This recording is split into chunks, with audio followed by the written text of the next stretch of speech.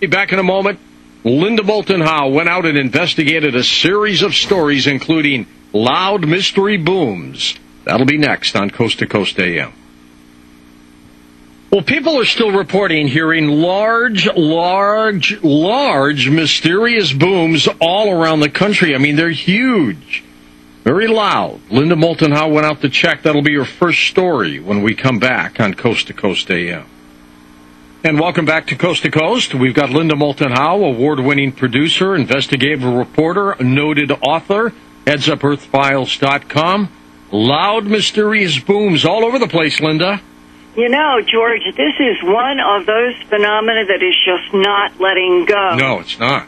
In my records, there is a beginning, and it was January of 2011, that these particular types of short, loud, jolting booms were first in my records anyway.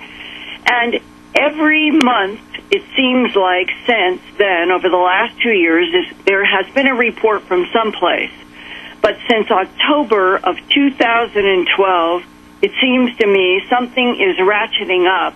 And since I did post the end of February, I am getting dozens of substantive reports that tie into local media.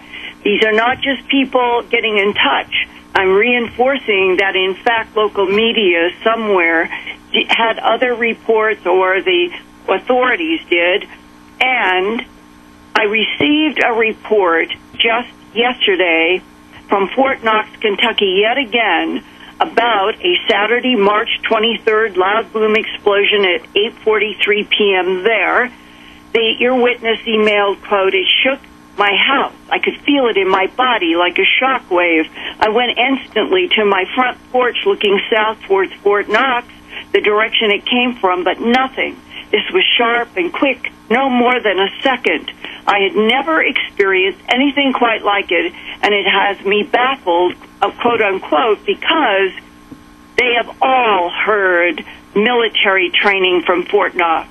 Everybody I've talked to says this is hugely different, and it was only a week earlier on Sunday, March 17th at noon, that many people over at least a 50-mile area reported loud, house-shaking, bone-rattling booms, also in Fort Knox, and a little further north in Louisville, Kentucky.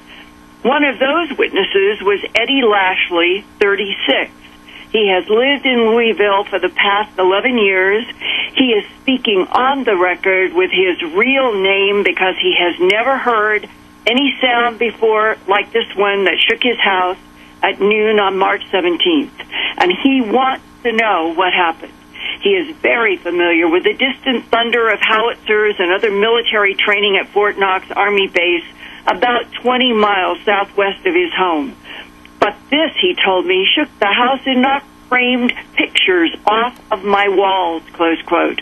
His two dogs were sleeping, but they reacted and ran for the bed in another room, and in all the time he's had these dogs, he has never seen them run, not for any military sound from Fort Knox, and not for any thunderstorms. And the weather that day was cold, rain, drizzle under low cloud cover, no thunder, no lightning. The boom scared him, too, and within 5 minutes, Eddie was receiving phone calls from friends 50 miles away in Kentucky's Oldham County and across the river in Indiana. Linda, he said, no howitzer training at Fort Knox explains any of those faraway phone calls, close quote. Here now is Eddie Lashley in Louisville, Kentucky. It was Sunday, March 17th. It was a little after noon. I was sitting in the kitchen, and my dogs raised their head and their ears and started running around my kitchen. And a few seconds later, there was an extremely loud boom. The boom rattled my entire house windows. I had pictures fall off of the walls, and it's something that I've never heard before in my life. Now, can you go back to the dogs? They were afraid or nervous or what? Yeah, they were just acting extremely nervous. Could you, at that moment, hear anything? No, nothing at all. Did you call to the dogs? I said, what's wrong? And that's when the boom hit. Why was this different than anything you've ever heard? Living in the area that I live at is about 20 miles from the military base, Fort Knox. So we've become accustomed to the Abrams tank training, firing off rounds. It sounds like a thunder from an approaching storm far off in the distance, just low booms. This sounded as if somebody set off dynamite in front of my house. Wow. It's one of the largest things I've ever heard. You could actually feel it inside as if it passed through you. You could feel it in your bones? Yes, you could feel it in your bones. It was a teeth-rattling boom. And what did you do? First thing I did was looked out the window, and I didn't see anything. So at first I just thought maybe, it was an extremely loud clap of thunder. But then I started receiving phone calls from other people I know asking me and that's when I knew that it wasn't thunder. Was any thunder and lightning reported anywhere around Louisville that you know? Oh, no, man. We were in the mid-30s today. It was probably about 34, 35 degrees. We've had a slight drizzle all day long. Further up north, we've had snow. Around our area, it's just been a slight drizzle all day. What were the dogs doing at the time of this enormous dynamite-like boom? The moment that the boom hit, they were gone. They took off. They had ran into the bedroom and went under the bed.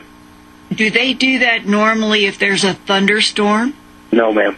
Do they do that if it is cannon fire at Fort Knox? No, we set off fireworks every 4th of July, and they're pretty mild-mannered animals. They've never done anything like that before. So this is the first time you have seen those dogs run under the bed? Yes, ma'am. And that means, doesn't it, that they're afraid? Yes, ma'am. I was afraid, too. How long did it take for you to start getting phone calls? It was probably about 5 minutes that I started receiving calls. I received calls from as far away as 50 miles away, asking me if you know what that boom was. The exact same thing. They said they heard a loud explosion, boom, it rattled their entire house. It ranged from everywhere from it felt like we were being attacked to did we have an earthquake to I just don't know what the heck that was. And what is the physics of anything that could be rattling your house near Louisville and knocking frames off the walls, and then also having the same heavy-duty physical impact 50 miles away? I have no explanation. We've heard the military training before. We've actually had a couple of fighter jets go supersonic over the area before, and never have I ever heard anything comparable to this. Did television pick up on this? Yes, ma'am. Originally, when it first broke, the news did a little story that people were calling in with a report of a loud boom. And then later on in the day, they said that the base said there was nothing going on their end. And now, from the last time I checked, the base was saying that they were firing 150-millimeter round howitzers, and it was bouncing off the atmosphere is what caused it. Now, the Abrams tanks that they usually do the firing practice with, those are 120-millimeter cannons, which are larger cannons. And then, like I said before, they sound like distant thunder. This was as somebody had set off a bomb out in front of the house. So it does not wash with you and wouldn't wash with the people 50 miles away in Oldham County. No, ma'am. People on social media reports, nobody has ever heard anything like this. One other thing is that along with the report that Fort Knox released, they were doing training exercises. They also released a phone number in case anybody had property damage to call this phone number. And I have never heard of that in my life. The base doing a training exercise to where they would literally have to put up a phone number to pay for property damage. It almost makes me wonder if they want people to call about property damage because they want to go and investigate those particular houses to see exactly what happened. Yes, ma'am. We've also been noticing a lot more military vehicle activity around the area. We've had a lot of military helicopters that we've seen flying around. We do have an Air National Guard base at our airport, but you don't usually see a lot of Blackhawks, Apaches and things of that nature. We've seen quite a few lately. We also see a lot of flatbed trucks hauling military vehicles on the back of them, Hummers and things of that nature. Which way are they going? Usually when I see the helicopters you can fly in a westerly route. The vehicles, you usually see them on flatbeds on the expressways south. Did you see any Blackhawks, Apaches, any helicopter activity anywhere in your area after the big boom? No, ma'am. After the boom, I looked out the window and I pretty much stayed in for a few hours after that. Kind of rattled me. Do you think it is strange that we're not getting any comments from the White House, the Department of Defense, Homeland Security, FEMA, on what are persistent, loud, unexplained booms all over the United States? It almost angers me that the excuses that they give, because they are just so blatantly misleading. You know, most people see these explanations and they see through them that it's not true. And we deserve an explanation for what's going on. 10 days before the huge March 17th boom heard in Louisville and Fort Knox, Kentucky, and across the river in southern Illinois, Anna Hoagland, a bright 80-year-old retiree, was calmly knitting in her Woodland Hills, California home about 25 miles northwest of downtown Los Angeles. It was 3:30 p.m. Pacific. She was so stunned by the sound that suddenly filled the center of her living room that she couldn't even move, trying to comprehend what had happened. I was sitting in one end of my living room knitting. Then an explosion happened right in the middle of my living room, and it had the sound and force of an explosion with an after sound of breaking glass.